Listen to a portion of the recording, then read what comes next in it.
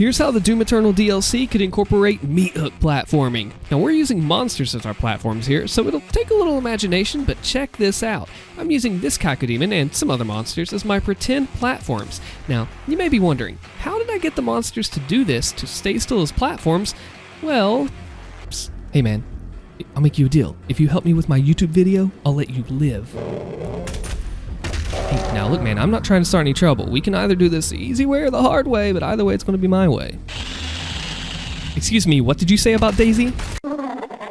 Anyway, it went a little something like that. So I've divided up the platforming into 3 levels. Beginner, like this, for basic or required traversal. We're using Super Gore Nest as an example here. Mars Core will be next, followed by Urdak.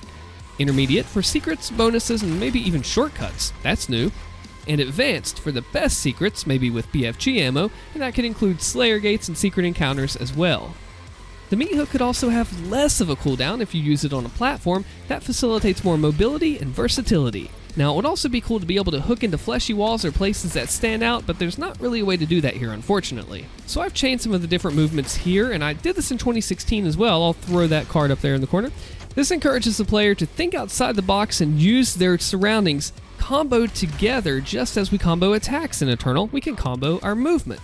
I think you'll like where some of this is going. It looks pretty cool later on. You'll want to stick around for that. Okay, so now we're setting up for one of my favorite jumps, and I'm going to walk you through that. Check this out, it's really cool. Okay, so you take the monkey bar over to the imp, up to the other bar.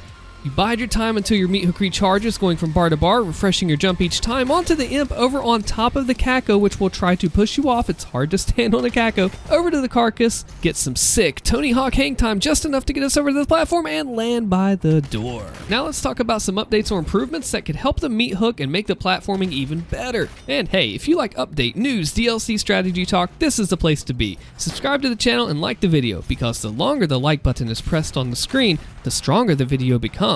And hey, I stream live on Twitch. Super interactive stuff. Come hang out over there. Link in the description below.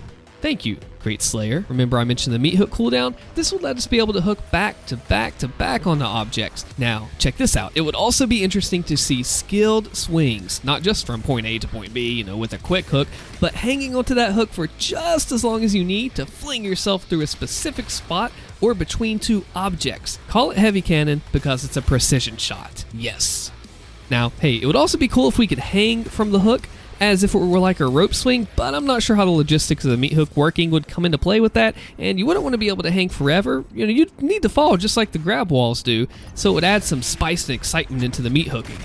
You would become the best hooker on the streets, and by that, I mean MEATHOOKer. I really think rewarding for timing would be huge. Like, check out this next example here. Watch me grab onto the zombie at the last second, and then I'm there. If you could reward someone for nailing that timing and that precision just like that, then I think that would be awesome to give them a pretty cool secret. And look at some of the variety you can have. I mean, you could go from one obstacle all the way on top of the other landing. You can make a competition out of it, a racetrack course like I did before and I mentioned. How cool is that? But it can get even crazier than that here in just a second. All right, this is my favorite one. Check this out. I'm just gonna let it play. Boom.